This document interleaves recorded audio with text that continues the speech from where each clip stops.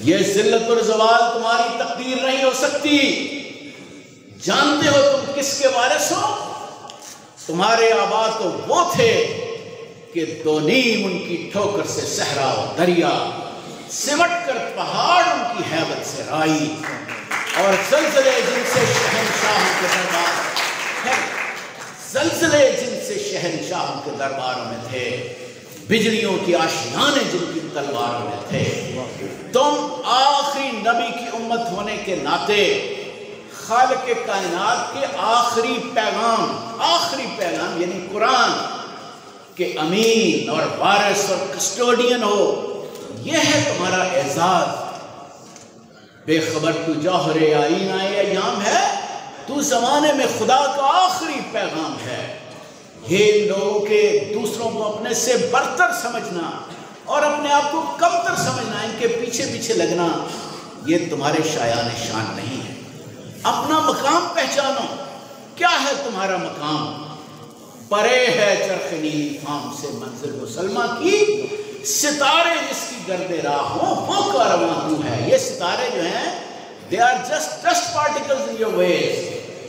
اور سبق پھر پڑھ صداقت کا، عدالت کا، شجاعت کا، لیا جائے گا تجھ سے کام دنیا کی امامت کا۔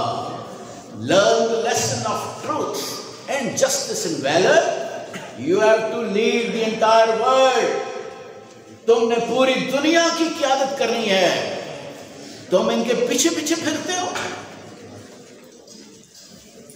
مورخ لکھتے ہیں کہ اقبال کے اس پاورفل پیغام نے ایک مردہ اور پژمردہ ہجوم کو ایک زندہ اور تابندہ قوم میں تبدیل کر دیا۔ اقبال کی دیکھیں دلچسپیوں کا بہت بڑا مرکز نوجوان تھے، آپ جیسے نوجوان، کیونکہ وہ جانتے تھے نوجوان کسی بھی انقلاب کا ہراول دستہ ہوتے ہیں۔ اس لیے انہوں نے نوجوانوں کو بار بار مخاطب کیا، کئی بار شرمندہ بھی کیا، اور کہا کہ کبھی، یہ سنیں ذرا اسٹوڈنٹ سنیں، کہ کبھی اے نوجوان مسلم تدبر بھی کیا تو نے؟ کبھی یہ سوچا ہے؟ کبھی اے نوجوان مسلم تدبر بھی کیا تو نے؟ وہ کیا گردوں تھا تو جس کا ہے ایک ٹوٹا ہوا تارا۔ وہ کیا تمہارے آسمان، تمہارے اسلاف اور تمہارے فور فادرز دیکھیں عظمتوں کے آسمان پر ایک ستاروں کی طرح جگمگاتے تھے، تم ایک ٹوٹے ہوئے تارے کی طرح ذلت اور زوال کی گہرائیوں میں۔ اور جب نوجوانوں نے یہ دیکھا کہ یہ کسی نیم خواندہ ملا کی آواز نہیں ہے، یہ تو قدیم اور جدید تمام علوم کے شناور ڈاکٹر اقبال، علامہ اقبال بارک اللہ کی آواز ہے، تو وہ سارے اٹینٹو ہوئے، اور پھر ان کے کانوں میں ایک روح پرور آواز پڑی، تجھے اس قوم نے پالا ہے آغوش محبت میں، کچل ڈالا تھا جس نے پاؤں میں تاج سرے دارا۔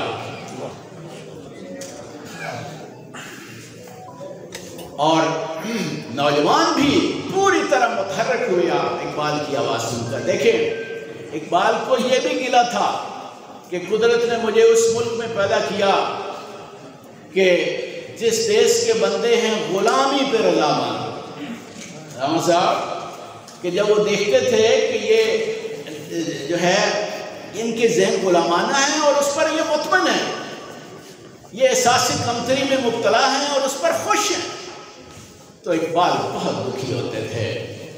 اقبال کو اس بات پر بہت دکھ تھا کہ یہ تم اس پر کنال کر رہے ہو، غلامانہ ذہن پر ان کے پیچھے پیچھے پھرتے ہو، کہاں گئے وہ تمہارے جذبے اور تمہاری جرأتیں؟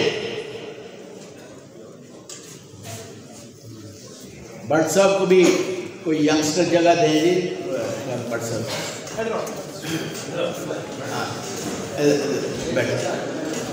تو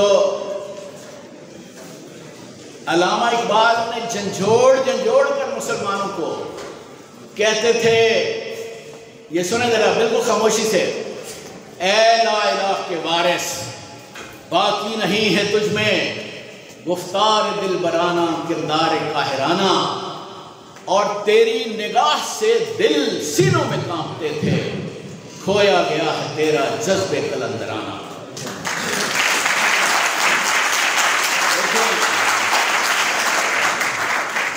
اقبال اس پر بڑے دل گرفتہ ہوتے تھے کہ دیکھیں یہ ان کے مسلمانوں کے اسلاف تو وہ تھے کہ جن کی اذانوں سے پہاڑ لرزتے تھے، جن کے سجدوں سے زمین کانپتی تھی، مگر چونکہ ان میں نہ وہ نیک نیتی ہے، نہ اخلاص ہے، نہ وہ جذبے ہیں، نہ جرت ہے، اس لیے نہ ان کی نمازیں قبول ہوتی ہیں، نہ دعائیں قبول ہوتی ہیں۔ اقبال باہر گئے، ہندوستان سے باہر گئے، مصر گئے، فلسطین گئے اور اسپین بھی گئے، مسجد قرطبہ تک بھی گئے، مگر وہاں بھی پریشان ہوئے اور دل گرفتگی کے عالم میں اقبال نے کہا، سنیں ذرا کہ سنی نہ مصر و فلسطین میں وہ اذاں میں نے دیا تھا جس نے پہاڑوں کو راشا سیماب، سیماب پارا، کہ جو ایسی اذانیں جس سے پہاڑ پارے کی طرح کانپتے تھے، وہ مجھے نہ مصر میں سنائی دی، نہ فلسطین میں، یعنی پوری دنیا اسلام میں کہیں وہ سنائی نہیں دی، یعنی وہ جذبے کہیں نظر نہیں آئے۔ اور پھر سنیں کہ وہ سجدہ روح زمین جس سے کانپ جاتی تھی، اسی کو آج ترستے ہیں ممبر و محراب۔ یہ ممبر و محراب ان سجدوں کو ترس رہے ہیں جب وہ سجدے ہوتے تھے جس سے زمین کانپ اٹھتی تھی تو وہ دعائیں قبول ہوتی تھی۔ وہ سجدے کرنے والے دنیا کی سپر پاور تھے، کسی کے پیچھے نہیں تھے، احساس سے کمتری میں مبتلا نہیں تھے۔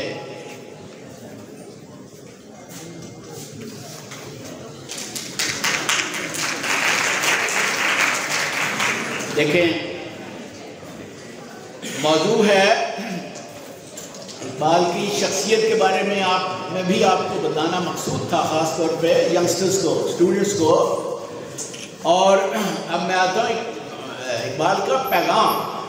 اقبال کا پیغام کیا تھا؟ وہ کس طرح کا مسلمان چاہتے تھے، کس طرح کے اوصاف چاہتے تھے مسلمانوں میں، ہر مسلمان میں، خاص طور پہ ان میں جو قیادت کے خواہاں ہیں، جو مسلمانوں کی لیڈرشپ کو سیکھ کر رہے ہیں، ان میں کیا اوصاف ہونے چاہیے، یہ ذرا سنیں۔ اس کو بڑا بریفلی کنکلوڈ کرتے ہیں۔ سب سے پہلی خوبی جو اقبال نے تلقین کی مسلمانوں میں وہ ہونا چاہیے، you must have a strong faith, آپ کا یقین بڑا مضبوط اور مستحکم ہونا چاہیے۔ Your faith in your cause, in your mission, in your ideology, آپ کے نظریے پر آپ کا یقین اور ایمان غیر متزلزل ہونا چاہیے۔ یقین محکم، عمل پہ ہم، محبت فاتح عالم۔ آپ جانتے ہوں گے، کوئی اس شعر کو مکمل کرے، یقین محکم، عمل پہ ہم، محبت فاتح عالم۔ نہیں، اسٹوڈنٹس میں سے کوئی کھڑا ہو۔ Very good, clapping.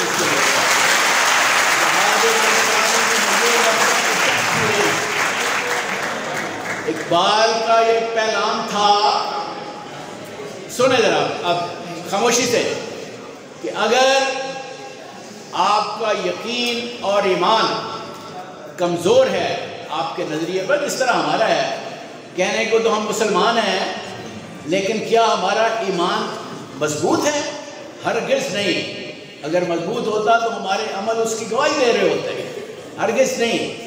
اقبال کہتے ہیں کہ اگر آپ کا ایمان اور یقین متزلزل ہے تو آپ اندھیروں میں بھٹکتے رہیں گے، مگر اگر آپ کا یقین اور ایمان مضبوط اور غیر متزلزل اور انویورنگ ہے تو یہ آپ کو موج سے دکھا دے گا، یہ آپ میں اللہ کے سب سے طاقتور فرشتے کی قوت پیدا کر دے گا۔ جب اس سنگارۂ خاکی میں ہوتا ہے یقین پیدا تو کر لیتا ہے یہ بالو کرے روح الامین پیدا، اس میں روح الامین کی قوت پیدا ہو جاتی ہے۔ یہ یقین اور ایمان جو جب غیر متزلزل ہو تو اس کا یہ موجہ ہو، اس کی یہ قوت ہوتی ہے۔ پھر اقبال کا یہ تلقین تھی کہ آپ کی نظر، آپ کے اہداف اور آپ کی عزائم بہت بلند ہوں، نگاہ بلند، سخن دل نواز، جہاں پرسو یہی ہے رخت سفر میر کارواں کے لیے، لیڈرشپ کے لیے اس کے اہداف اور اس کے ٹارگٹس پست نہیں ہونے چاہیے، بلند ہونے چاہیے۔ پھر ایک بار کہا کہ برہنہ سر ہے، یہ ذرا سنیں، برہنہ سر ہے تو عزم بلند پیدا کر، یہاں فقط سر شاہی کے واسطے ہے کلاه۔ کلاه کا مطلب یہ قلبی، یہ جو شاہین کے سر پر ہے۔ اقبال کا کیا پیغام ہے کہ اگر تم روتے ہو، مسلمان آ کے ڈاکٹر صاحب کے پاس روتے تھے کہ جناب ہماری پگ اتر گئی ہے، ہم ذلیل و خوار ہو گئے ہیں، تو اقبال جواب دیتے تھے کہ اس کا علاج رونے دھونے میں نہیں ہے، اپنے اہداف بلند رکھو اور انہیں حاصل کرنے کے لیے اپنے عزائم مضبوط بناؤ، کیونکہ قدرت کا یہ اٹل اصول ہے کہ وہ دستار فضیلت کووں اور کبوتروں کو نہیں، صرف شاہینوں کو عطا کرے، صرف شاہینوں کو۔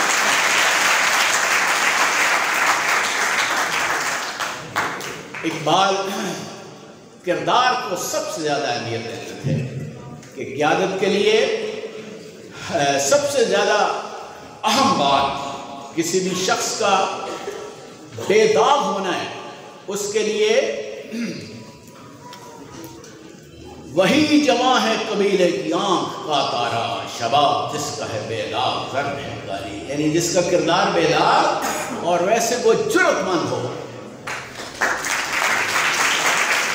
اس زمانے کے جو اوپینین میکرز تھے، چاہے وہ ملا ہو یا صوفی ہو، علامہ اقبال دونوں سے بدظن تھے، اس لیے کہ وہ سمجھتے تھے کہ ملا اپنی جہالت سے قرآن کی غلط تعلیم کرتا ہے اور صوفی جد و جہد کی مخالفت کرتا ہے۔ اقبال نے کہا کہ صوفی کی طریقت میں فقط مستی احوال، بس حال والے، ملا کی شریعت میں فقط مستی گفتار، وہ مرد مجاہد نظر آتا نہیں مجھ کو، ہو جس کے رگو پہ میں فقط مستی کردار، is looking for a man of character، کردار۔ دیکھیں بال جبریل میں، اقبال کی کتاب بال جبریل میں مکالمہ ہے اقبال کا اور ان کے روحانی مرشد مولانا روم کا، تو اقبال سوال کرتے ہیں کہ علم و حکمت کا ملے کیوں کر سراغ، کس طرح ہاتھ آئے سوز و درد و داغ علامہ صاحب۔ تو مولانا روم کی طرف سے ظاہر ہے کہ الفاظ تو علامہ کے اپنے ہیں، جواب دیتے ہیں علم و حکمت زائد از نان حلال، عشق و رقت عائد از نان حلال، یہ جذبے ہوں، عشق ہو، رقت ہو، نالج ہو یا وزڈم ہو، یہ سب کچھ رزق حلال سے ملتا ہے، رزق حلال سے۔ رزق حلال کی اس قدر اہمیت ہے۔ اب چونکہ میں اس شہر میں ہوں آپ کے سامنے جہاں میں نے کچھ دیر سرو بھی کیا ہے، تو میں اپنا تجربہ بھی آپ کے سامنے شیئر کرتا ہوں۔ دیکھیں یہ نان حلال یا آنیسٹی یا ایمانداری یا رزق حلال اسے کہتے ہیں، اس میں اتنی قوت ہے، یہ اتنے معجزے برپا کر دیتی ہے کہ میں اس سروس سے جس کا میں نے سرو کیا 3 دہائیوں سے زیادہ، 35 سال کے قریب، اس میں بڑے بڑے کرائسس آتے ہیں، بڑے بڑے اس میں چیلنج آتے ہیں، کبھی حکمران ناراض ہو گئے، کبھی سپریم کورٹ کے چیف جسٹس ناراض ہوئے، کبھی جو ہے میڈیا والے ناراض ہو گئے، بڑے بڑے چیلنجز۔ لیکن یہ جو سول سرونٹس سرو کر رہے ہیں یہ بھی سنیں، اور جنہوں نے آئندہ انشاءاللہ سول سروس میں آنا ہے وہ بھی سنیں کہ اللہ تعالیٰ کا خاص فضل و کرم اور والدین کی تربیت کہ رزق حلال پر اس نے قرات کرنے کی توفیق دی، مگر پھر اس رزق حلال نے یقین جانے کہ بڑے سے بڑے کرائسس میں ایک سائبان بن کر، ایک ڈھال بن کر میری حفاظت کی۔ ہر کرائسس میں مجھے یاد ہے کہ آپ تو نہیں، بچے شاید نہ جانتے ہوں، باقی سب جانتے ہیں، جسٹس افتخار چودھری، مطلب ہے کہ وہ he was in the habit of insulting civil servants، وہ was in fact a nuisance کہ جی بلا لینا اور بےزتی کرنا۔ ایک بار ہمارا کیس بالکل ٹھیک تھا مگر وہ بار بار بلا رہے تھے سپریم کورٹ نمبر 1 کے باہر، مجھے سپریم کورٹ بار کے پریزیڈنٹ مل گئے تو میں نے کہا جی چیف جسٹس صاحب ناراض ہیں، حالانکہ ہمارا آرگومنٹس بڑے اسٹرانگ ہیں. تو بار کے پریزیڈنٹ نے کہا دیکھیں آرگومنٹس کو چھوڑیں، آپ کا سب سے بڑا آرگومنٹ جو ہے وہ آپ کی دیانتداری ہے. اس آرگومنٹ کی موجودگی میں تو اس کے چیف جسٹس کے دروازے پر کھڑے ہو کے اس نے کہا اس آرگومنٹ کی موجودگی میں یہ چیف جسٹس ہو یا کوئی بھی ہو آپ کا کوئی بال بھی بیکا نہیں کر سکتا. اور ایسے ہی ہوا. اللہ تعالیٰ نے ہمیشہ سرخ رو کیا، اور یہی میری تلقین سول سرونٹس کے لیے ہے، پولیس افسروں کے لیے ہے، سول آفیسرز کے لیے ہے کہ یہ رزق حلال، یہ دیانتداری آپ کے لیے ایک ڈھال ہے، آپ کے لیے ایک سائبان ہے. اس کو آپ حرز جاں بنائیں. جد و جہد علامہ اقبال کی فکر کے جو سب سے امپورٹنٹ کمپوننٹس ہیں وہ ہے حرکت، عمل، جد و جہد. اور اس میں وہ اس حد تک آئے گا، وہ کہتے ہیں کہ وسائل کی کامیابی آپ کی جد و جہد کی راستے میں رکاوٹ نہیں آنی چاہیے. ایک کمال کا شعر ہے علامہ اقبال کا، فارسی میں، یہ ذرا سارے سنیں غور سے. اقبال کہتے ہیں اگر یک قطرہ خوداری، اگر مشت پریداری، بیامن باتوا موزم طریق شاہ بازی را، اگر تمہارے جسم میں خون کا صرف ایک قطرہ بچا ہے اور تمہارے پاس صرف مٹھی بھر پر ہیں تو میرے پاس لاؤ، میں تمہیں بتاتا ہوں شاہین کی طرح کس طرح اڑا جاتا ہے. یہ ہے اقبال کا میسج. اسی لیے کہتے ہیں کہ مسلم ورلڈ کا جو لیڈر مغرب کے آج کے نمرودوں کی آنکھوں میں آنکھیں ڈال کر بات کرتا ہے، آپ سمجھ لیں کہ اس نے فکر اقبال پڑھ رکھا ہے. تو یہ اقبال کا میسج ہے. اسی لیے اقبال کو نصاب سے نکالا گیا، اسی لیے وہ طاقتیں اقبال سے خائف ہیں اور نہیں چاہتی کہ ہماری نئی نسل اقبال کو پڑھے. وہ چاہتی ہیں کہ یہ غلامانہ ذہنیت کا شکار رہیں.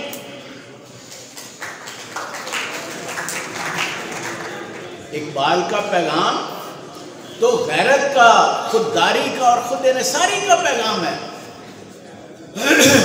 غیرت ہے بڑی چیز جہان تگ و دو میں، جی غیرت ہے بڑی چیز جہان تگ و دو میں، پہناتی ہے درویش کو تاج سر دورہ. یعنی it raises the poor man to the status of kings. اور پھر اقبال کا جو خودداری کا پیغام ہے کہ اے طائر لا ہوتی، اس رزق سے موت اچھی، جس رزق سے آتی ہو پرواز میں کوتاہی، وہ رزق لینے سے انکار کر دو جو تمہاری جد و جہد کے راستے میں رکاوٹ ڈالے. یعنی اس امداد کو لینے سے بالکل انکار کر دو جو امداد دینے والا کہے کہ میں تمہیں یہ گندم دوں گا، چینی دوں گا، مگر تمہاری نئی نسل کا نصاب کیا ہوگا اس کا فیصلہ میں کروں گا، تمہارے چینلوں پر کیا دکھایا جائے گا اس کا فیصلہ میں کروں گا. تو یہ اس قسم کی امداد پر لعنت بھیجو. اور اقبال پھر خود انحصاری کی تلقین کرتا ہے کہ اٹھا نہ شیشہ گرانے فرنگ کے احسان، سفال ہند سے مینا و جام پیدا کر. کہ یہ جو باہر کے مغرب کے یا برطانیہ کے گلاس مینوفیکچررز ہیں، ان کے احسان مت اٹھاؤ، اپنی مٹی سے اپنے استعمال کے برتن بناؤ. مطلب کیا کہ keep your life standard simple and modest. اپنا لائف سٹینڈرڈ سمپل رکھو and don't import luxurious items. Luxurious items import کرنا ختم کر دو. دیکھیں ہم ایک زراعتی ملک ہیں، زرعی ملک ہیں، اور ہم گندم بھی باہر سے درآمد کرتے ہیں، چینی درآمد کر رہے ہیں، سبزیاں درآمد کر رہے ہیں. یہ پوری قوم کے لیے شرم کی بات ہے کہ نہیں ہے؟ This is just because of bad policies اور مسپلیسڈ پریورٹیز.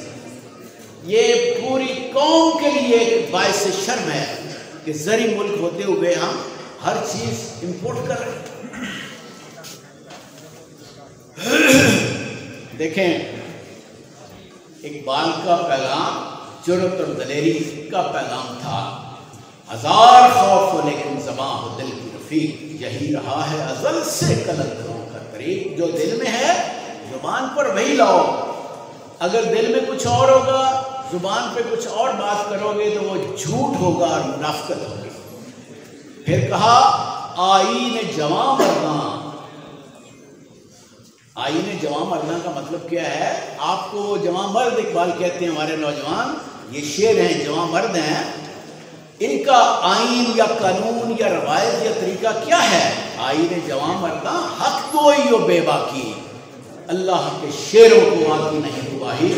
یہ جو اللہ کے شعر ہیں، یہ مسلمان نوجوان جو ہیں ان کو لومڑی جیسی چالیں نہیں آتی. یہ حق بات کرتے ہیں اور منہ پر کرتے ہیں.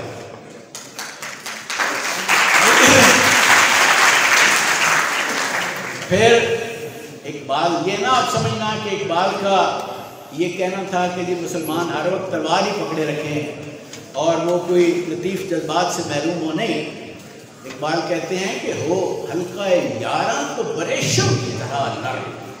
اپنے دوستوں کی، اپنوں کی محفل میں آپ کے محبت پیار، وہ حلقہ یاراں تو بریشم کی طرح نرم، رزم حق و باطل ہو تو فولاد ہے مومن. اور پھر کہا کہ جس سے جگرے لالا میں ٹھنڈک وہ شبنم، وہ شبنم بھی ہے. جگرے لالا میں ٹھنڈک وہ شبنم، اور دریاؤں کے دل جس سے دہل جائیں وہ طوفان. یہ ہے مسلمان کی شان، یہ ہے اقبال کا میسج. جب انگریز یہاں آیا تو وہ حکمران تھا اور وہ اپنی تہذیب اور اپنا کلچر ساتھ لے کر آیا تھا، اور وہ اس کے کلچر اور تہذیب کا سیلاب اتنا شدید تھا ڈاکٹر صاحب، اتنا شدید تھا کہ ہر چیز کو بہا کر لے جا رہا تھا، حتیٰ کہ عقیدے کو بھی. ذرا آپ سنیں، جب انگریز یہاں آئے تو انگریزی اور مغربی تہذیب کا سیلاب اور سونامی ہر چیز کو بہا کر لے جا رہا تھا، مسلمانوں کے عقیدے کو بھی. اور ان حالات میں اس سونامی کے سامنے اگر کسی نے بند باندھا سب سے مؤثر تو وہ ڈاکٹر علامہ اقبال تھے. انہوں نے اس کو چیلنج کیا and he exposed their black spots with reason, with logic, with experience. اور مسلمانوں کو حوصلہ دیتے ہوئے کہا کہ دیکھو اس سے محروم ہونے کی ضرورت نہیں ہے، اس میں چمک دمک بہت ہے، مگر میں اس کے مرکز میں رہ کر آیا، میں ان کو اچھی طرح جانتا ہوں. اٹ از ڈیزلنگ، مگر یہ چمک دمک جھوٹے اور نقلی زیورات والی چمک ہے. نظر کو خیرہ کرتی ہے چمک تہذیب مغرب کی، یہ سنائی مگر جھوٹے نگم کی ریزہ ہے. اور چہرہ روشن اندرون چنگیز سے تاریخ تر.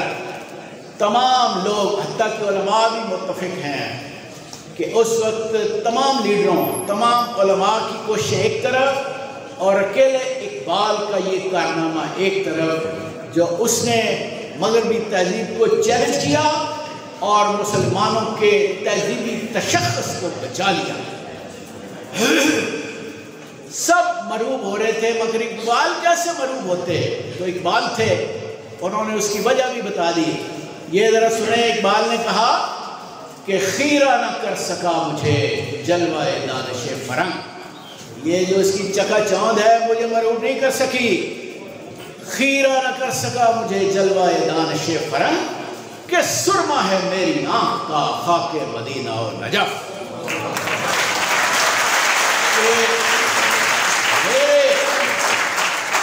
میرے سورسز آف انسپریشن، میں جن سے انسپریشن اور رہنمائی لیتا ہوں، جن ہستیوں سے، وہ رول ماڈلز ہیں پوری انسانیت کے، for all times to come. مجھے یہ تعلیم کیا چکا چوڑ کرے. اور دیکھیں، آئیں جی انہیں جگہ دیں. اقبال ان کی علم دوستی، مغرب کی علم دوستی کے ایڈمائرر بھی تھے، مگر جس چیز کے اقبال سب سے بڑے نقاد تھے، وہ ذرا سنیں، وہ میں آپ سے شیئر کرنے لگا ہوں. اور خاص طور پہ ہماری جو لیڈی ٹیچرز اور اسٹوڈنٹس بیٹھی ہیں، یہ خاص طور پہ، اور جو پیرنٹس بیٹھے ہیں، ذرا غور سے سنیں. اقبال کو سب سے زیادہ اعتراض کیا تھا؟ جو دیکھیں اتنے بڑے، وہ کوئی جذباتی آدمی تو نہیں تھے، اتنے بڑے فلاسفر، قدیم و جدید کے شناور، اور اس تہذیب کے گڑھ میں رہ کے آئے. اور پھر کیا کہا اس کے بارے میں، کیا تعارف کرایا کہ فساد قلب و نظر ہے فرنگ کی تہذیب، کہ روح اس مدنیت کی ہو سکینہ عفیف، کہ اس میں پاکیزگی نہیں ہے، یہ حیا سے ہے. اور وہ تہذیب جس میں پاکیزگی اور حیا نہ ہو، وہ کسی انسانی معاشرے کے لیے مضر تو ہو سکتی ہے، مفید. اور دیکھیں، یہ ہم سب جانتے ہیں کہ اپنے معاشرے سے اس نے ہماری بہنوں اور بیٹیوں کا سب سے قیمتی سرمایہ حیا ان سے چھین لیا ہے. اور اب وہ نکل پڑے ہیں کہ یہ سرمایہ پوری دنیا کے معاشروں سے چھیننے کے لیے، اور اس ملک میں، وطن عزیز میں بھی، وہ پوری قوت کے ساتھ حیا کے قلعے پر حملہ آور ہوئے، اور اپنے لاؤ لشکر کے ساتھ، پورے میڈیا کی طاقت کے ساتھ، اور یہاں بھی وہ حیا کے قلعے کو مسمار کر دینا چاہتے ہیں. اور اس میں انہیں کامیابی بھی ہوئی ہے. ہمیں ماننا پڑے گا، ہمیں اپنی شکست ماننی پڑے گی، انہیں کامیابی ہوئی ہے. پچھلے چند سالوں سے انہوں نے ہماری بیٹیوں سے دوپٹہ چھین لیا ہے کہ نہیں ہے؟ Till a few years back, our sisters and daughters, they used to cover their chest and head. Now they do not. یہ مغربی تہذیب نے چھین لیا ہے، اور وہ اس حیا کے قلعے کو مکمل طور پر مسمار کر دینا چاہتے ہیں. مگر مجھے یقین ہے کہ ہماری بیٹیاں حیا کے اس قلعے کی خود حفاظت کریں گی، اور ان حملہ آوروں کا رخ موڑ دیں گی جو اللہ اور رسول اللہ صلی اللہ علیہ وسلم کی تعلیمات سے، جنہوں نے اپنے دل و دماغ کو منور کیا ہے، جو فکر اقبال سے اپنے آپ کو منور کریں گی، انشاءاللہ وہ اٹھ کھڑی ہوں گی اس قلعے کی حفاظت کے لیے، اور حملہ آوروں کو بتا دیں گی. سنیں ذرا بیٹھ کے سنیں. پوری دنیا کو بتائیں گی کہ دیکھو، میری مرضی وہی ہے جو میرے اللہ کی مرضی ہے، میری مرضی وہی ہے جو پوری انسانیت کے موسم میرے رسول اللہ کی مرضی ہے. اور میں اپنے اس سرمایہ یعنی حیا کو، پاکیزگی کے قلعے کی ہر قیمت پر حفاظت کروں گی، اور اسے کسی قیمت پر ہم مسمار نہیں ہونے دیں گے. یہ بات میں ٹھیک کہہ رہا ہوں؟ جو بیٹیاں اس سے اتفاق کرتی ہیں ذرا ہاتھ کھڑا کریں، دیکھیں. ویری گڈ، کلیپنگ ذرا.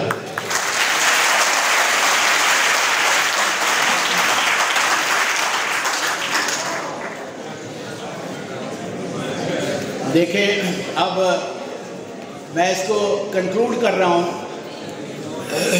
صرف تعلیمی اداروں کے سربراہ بیٹھے ہیں اور اسٹوڈنٹس بھی بیٹھے ہیں. علامہ اقبال کے لیے یہ بڑے دکھ کی بات تھی جب وہ دیکھتے تھے کہ مسلمانوں نے علم اور تحقیق سے اپنا ناطہ توڑ لیا. وہ سمجھتے تھے، اور جینولی سمجھتے تھے، کہ جب تک علم اور تحقیق، ریسرچ مسلمانوں کی ٹاپ پریورٹی رہا، ہم عظمتوں کے آسمان پر جگمگاتے رہے اور ہم سپر پاور رہے. جب ہم نے کتاب پھینک دی، تحقیق سے ناطہ توڑ لیا، اور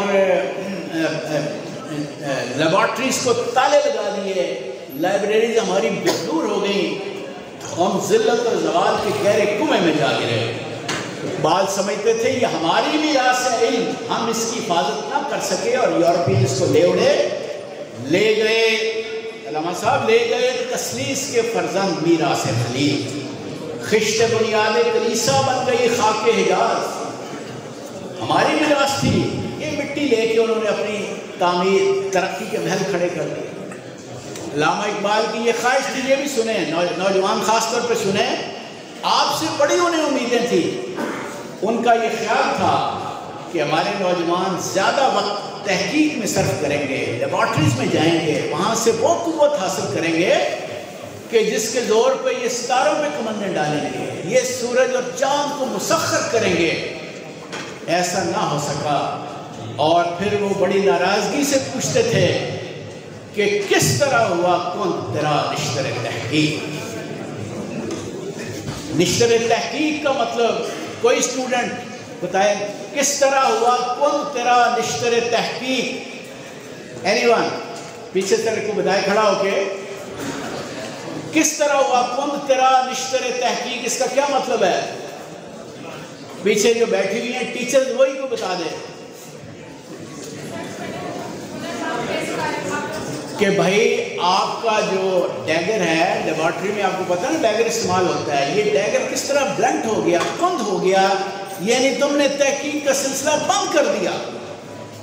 کس طرح ہوا کند تیرا نشتر تحقیق، ہوتے نہیں کیوں تجھ سے ستاروں کے جگر چاک، مہرو مہو انجم نہیں محکوم تیرے کیوں تیری نگاہوں سے لرزتے نہیں افلاک۔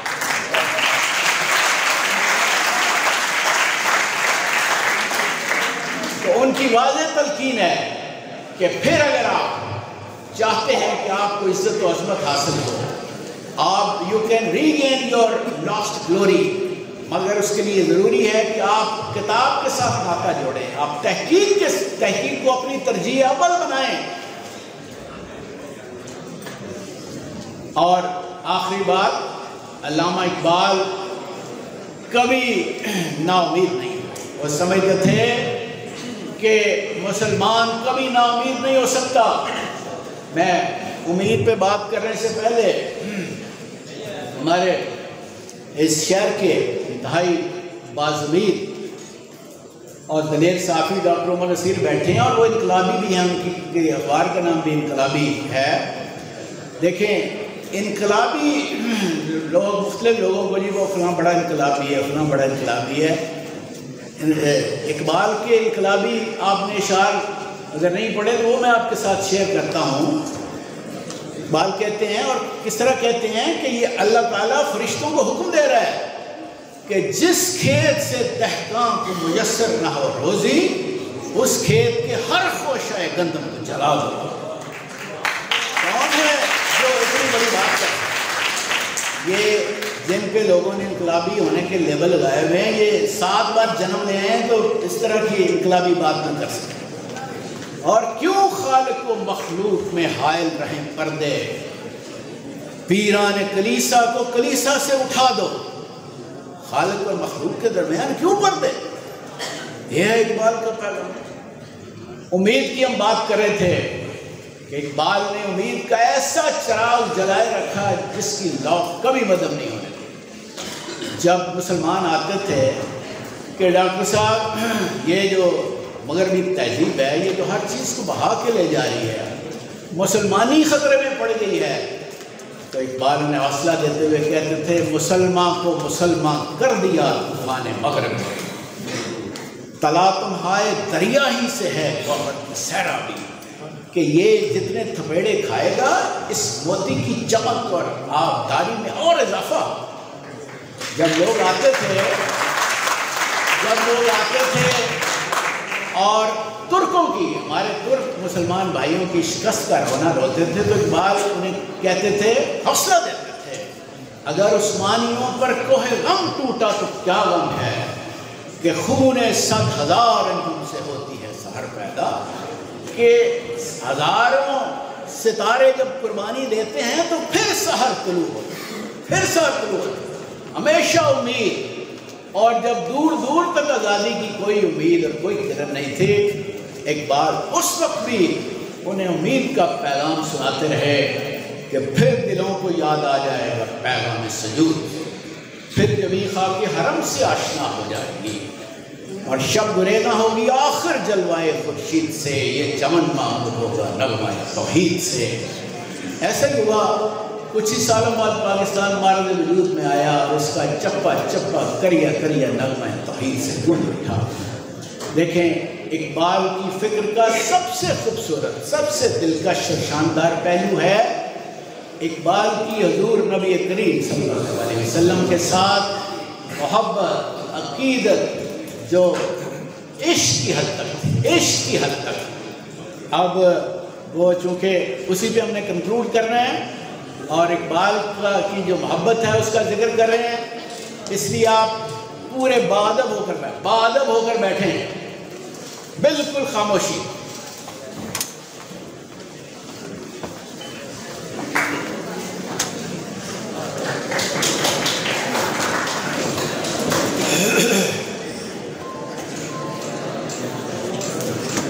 علامہ اقبال نے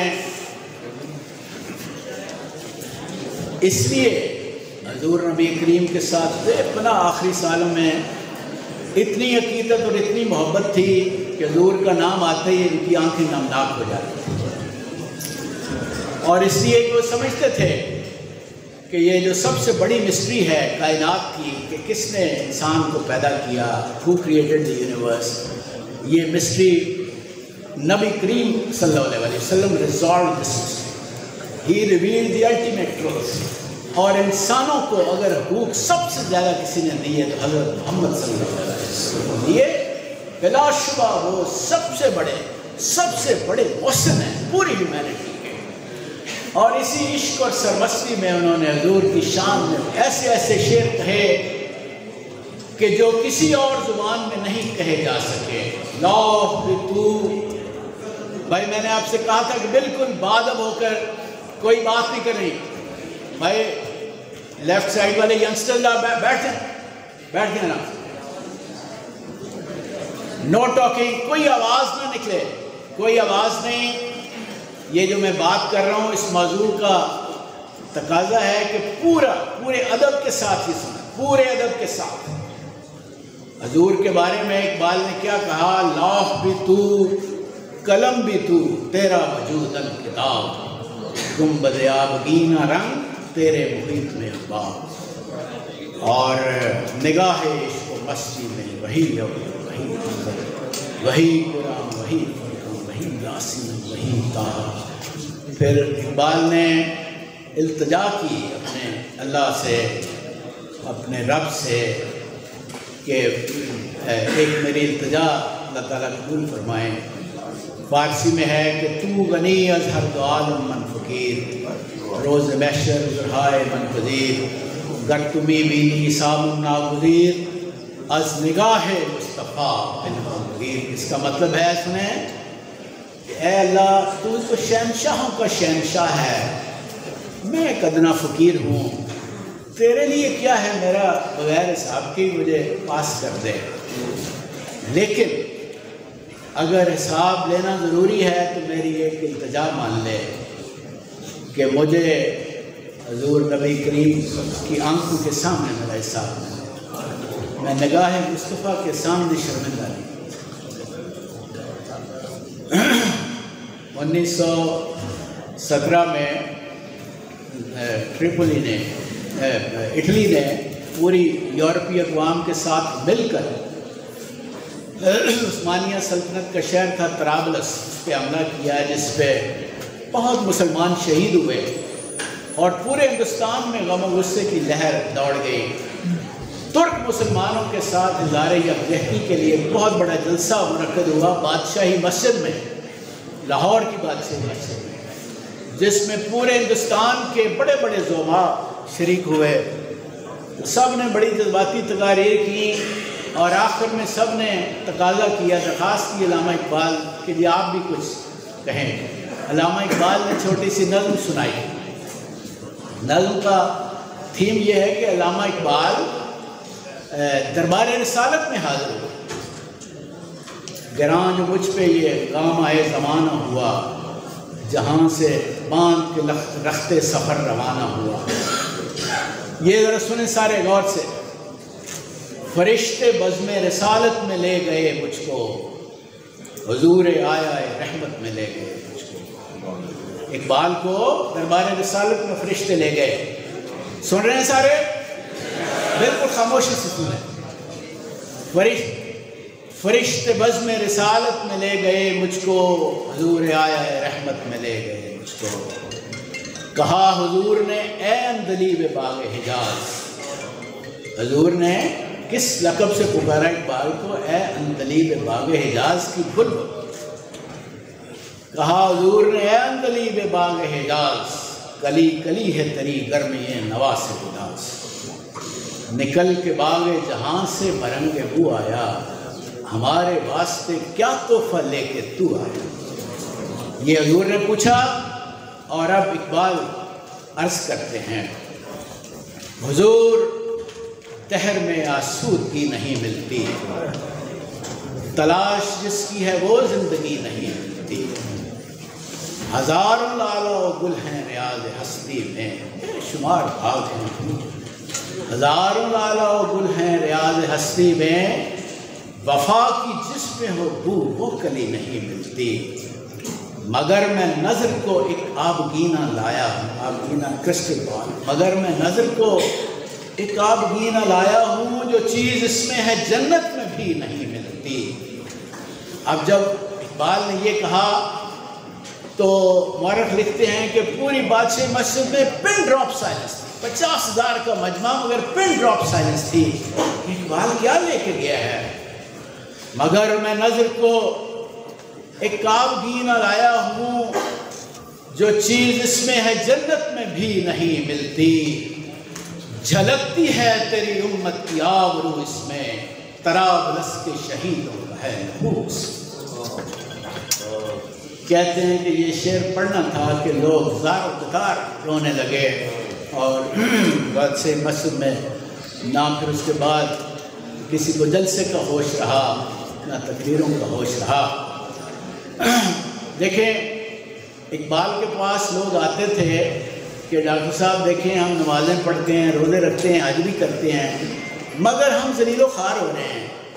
اور جو مسلمان نہیں ہیں، جو نہ نمازیں، نہ روزے، نہ حج، سب کچھ ان کے پاس ہے، یعنی عزت بھی ان کے پاس ہے، اقتدار بھی ان کے پاس ہے، دولت بھی، سب کچھ ان کے، طاقت بھی، یہ کیا ہے؟ تو اقبال نے مسلمانوں کا یہ مقدمہ جو ہے اس کو اپنی شعروں میں ڈھالا اور رب العزت سے شکایت کی اور ایک مشہور نظم لکھی. کیا نام ہے نظم کا؟ شکوہ. شکوہ. تیرے قرآن کو سینوں سے لگایا ہم نے، تیرے کعبے کو جبینوں سے سجایا ہم نے، اور بحر تو بحر دریا بھی نہ چھوڑے ہم نے، بحر ظلمات میں دوڑا دیے گھوڑے ہم نے. اور رحمتیں ہیں تیری اغیار کے کاشانوں پر، برف گرتی ہے تو بیچارے مسلمانوں پر. غیروں کے دامن میں سب کچھ ہے اور ہمارے پاس کچھ بھی نہیں ہے. تو اس کے بعد پھر 4-5 مہینے بعد اقبال نے پھر موچی دروازے کے بہت بڑے جلسہ عام میں پھر ایک اور نظم پڑھی اور اس نظم کا جواب دیا. جواب شکوہ کہ آسمانوں سے آواز آئی، جس طرح اس میں بھی کئی باندھ ہیں اس میں بھی کئی باندھ ہیں. اب اللہ کی طرف سے جواب دیا جا رہا ہے کہ میرے قرآن کو سینوں سے لگایا تم نے، میرے کعبے کو زمینوں سے بسایا تم نے. تھے وہ آباد تو تمہارے ہی مگر تم کیا ہو، ہاتھ پر ہاتھ رکھے منتظر فردا ہو. یوں تو سید بھی افغان بھی، مرزا بھی ہو، سید بھی افغان بھی ہو، تم سبھی کچھ بتاؤ کہ مسلمان بھی ہو. مسلمان تو ہو نہیں، نہ تم میں یونٹی ہے، برادریوں میں بٹے ہوئے ہو اور رنگ اور نسل کی بنا پہ ایک دوسرے سے لڑتے ہو. قلب میں سوز نہیں، روح میں احساس نہیں، کچھ بھی پیغام محمد کا تمہیں پاس نہیں.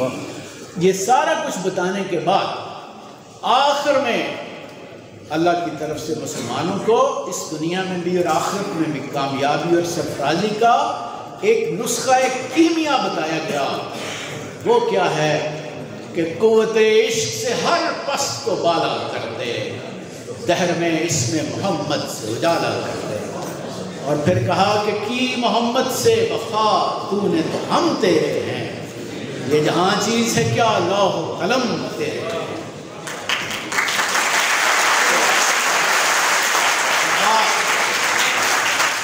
اور وفا کا مطلب ہے کہ حضور نبی کریم صلی اللہ علیہ وسلم کی تعلیمات پر پورا عمل. مجھے امید ہے کہ آپ جو یہاں سے میسج لے کے جا رہے ہیں اس کو اپنی عملی زندگی میں اپنائیں گے. اور یہاں